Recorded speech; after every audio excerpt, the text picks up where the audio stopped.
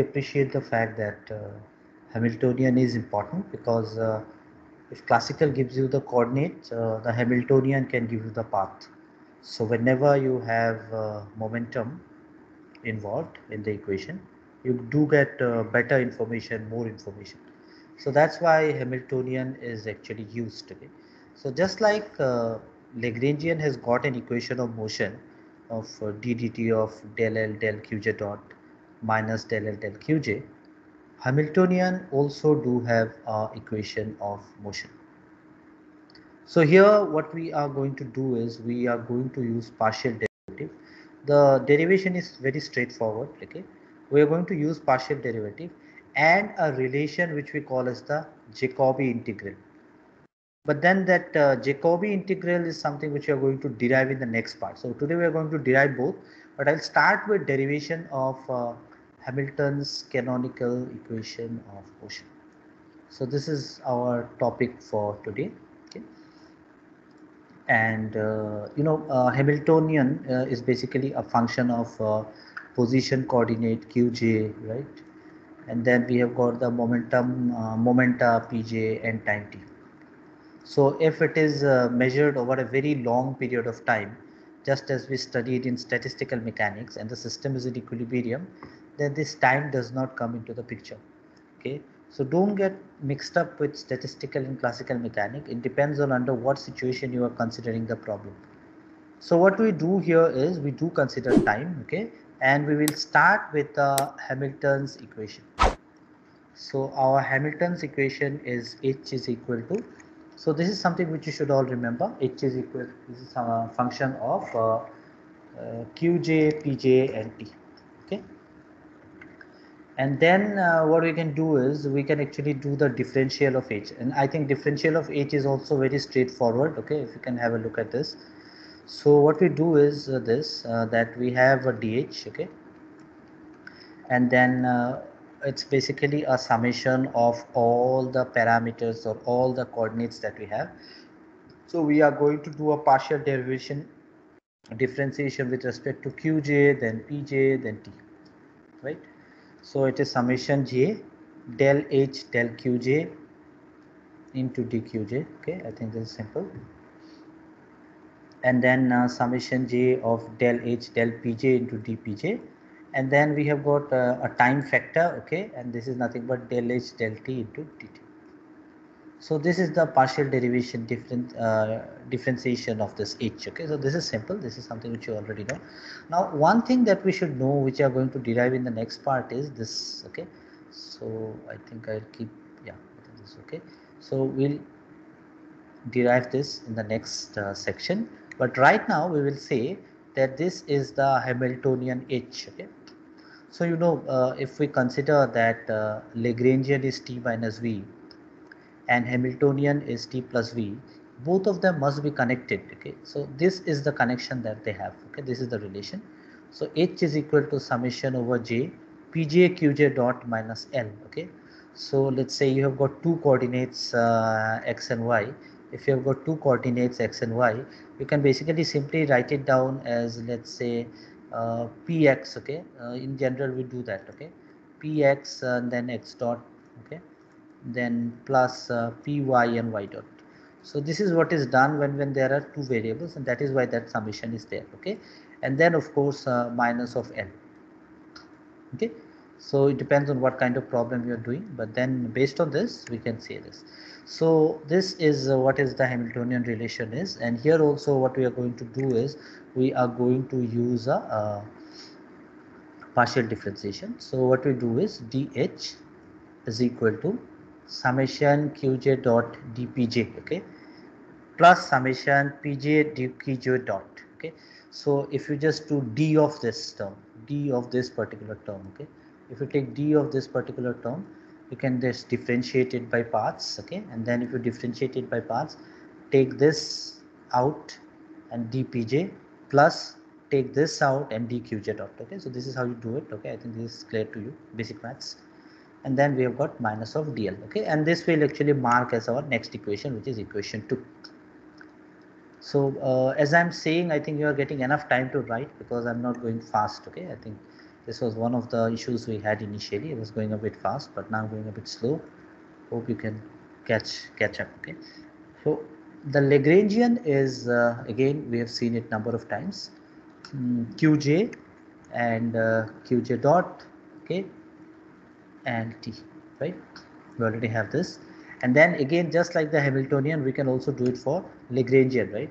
So if we just do it for Lagrangian, what happens is this: dl is this dl dqj delta qj dqj plus delta l delta qj dot dqj dot plus delta l delta t into dt. So this we will mark as equation 3, right?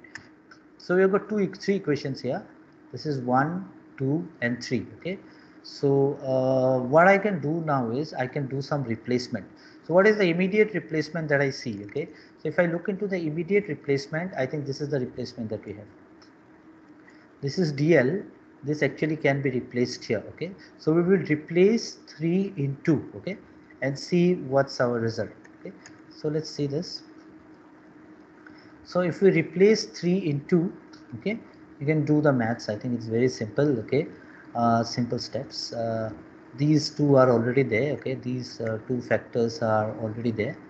So these two factors are already there. And then in place of minus dl, we are just going to replace these expressions, the partial derivative functions. Okay. So once we replace this we mark it as 4. Now in this particular equation, some of the parameters are already known to us. Okay, what are those parameters? The first is del L del Qj dot is Pj. So this is the generalized momenta that we have seen a number of times. I think I have discussed even in the last class, but I think this is a number of times we have seen that del L del Qj dot is nothing but Pj. And of course del L del Qj is nothing but Pj dot. This is also something which you have seen, I think, a way back. Okay, long time back during the class session, but you can just go back and check it again. So you see del L del Qj. Do we have terms like that? Yes, we have it here, right? Del L del Qj. And then we have del L del Qj dot. Yes, we have got del L del Qj dot. So what is the obvious step? We are just going to replace it. Okay. So if we replace that, what do we get here is this. So let's just replace it. Okay. So if we just replace this, so you see this now. Okay. Pj dot we have written Pj dot in place of this. Okay, sorry, in place of this.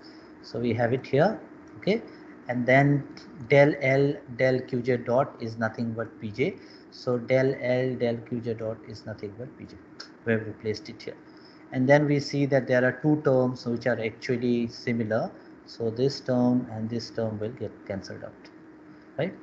So once this gets cancelled out, we have got three terms here. One is this, and one is this. Pretty much basic maths, right? So if you do that, okay, what you can do is this. You can simply write it down dh as nothing but dqj dot dpj minus pj dot dqj minus del L del t into dt. Okay. Now we can actually compare this equation 5 and equation 1. Okay. Now this is, I think we should go back to equation 1 again and check. So this is dh. Okay. And what was our equation 1? Our equation 1 also had a dh. So you see this dqj, dpj and dt, all these are there. Okay. So whatever is basically there in place of del h del qj, del h del pj, del h del t, they should all be equal. Okay, if we compare it with equation 5. So if we do that with equation 5 and just compare it, we are going to get our Hamilton's equation of motion. Okay, so what we can do is we can compare this equation 5 and equation 1. So we can compare Qj dot, which is equal to del H del Pj, and Pj dot is minus del H del Qj. Okay, so let's just compare that. So what I want all of you is, please write it down in your copy now. Okay, because I'm going to take that break and give you additional 5 minutes to write this down, note this down, important. Okay, we also see that del L del T is nothing but we can just take the sign into consideration. Minus del L del T is nothing but del H del T. Okay, so please consider this expression. This is important, and this is equation 6 that we have here. Okay, these equation 6 that we have, okay, this one, these two, okay, these two are important, very important. You're going to come across this again and again. You're going to use it for your entrance exams and all, trying to derive equations of motions and so on, okay, are known as the Hamilton's canonical equation of motion. A point to note here is that qj dot is del h del pj, okay. So if you take the generalized velocity, it is nothing but the partial derivative of the Hamiltonian with the generalized momentum, okay. And if you take the dot product of the generalized momentum, that means this is nothing but your generalized force, right? This is generalized force in general, we can say. We're going to use it later, but right now let's just write it down as pj dot, rate of change of momentum, force, right? So generalized momentum is the partial derivative of the Hamiltonian with respect to the generalized coordinate, but there is a minus sign. So never miss out this minus sign. If you miss out this minus sign, you are writing down the Hamilton's equation wrong. And if you do that, you are going to get the wrong equation of motion, which you don't want, right? So if you are getting the right equation of motion, this is the one, okay? Now imagine you have got two variables, x and y. So nothing different here. This just becomes x dot, okay? This will become actually x dot, okay? Dot is visible, yeah, x dot, and then pj, it will become nothing but px. So you have to find out the momentum with respect to the x coordinate, okay. So this will be px, and then for y it will be y dot, and this will be y dot. So Hamiltonian might be a function of x and y, and we replace it accordingly to find out the equation. So these are some problems which you are going to see in the future classes, maybe next week, okay. But this is something which is important. Okay, so let's just um, try to understand this. I hope all of you are writing this, write this, so that in a single page you can look into the entire derivation and understand it better. You have to do it on your own, okay. Let me make you, it's rest assured, if I keep on explaining it on a slide, and if you keep on looking at it, you are not going to understand anything, and at the end of the day you are going to tell me that I did not teach well, okay. But actually when you come with these derivation, it becomes a bit difficult if you don't practice it once on your own. It's easy to understand, but then if you want to produce it in your exam properly, you have to practice, okay. So you see this equation basically constitutes the first order equation of motion, okay, and it will actually replace the second order Lagrange's equation.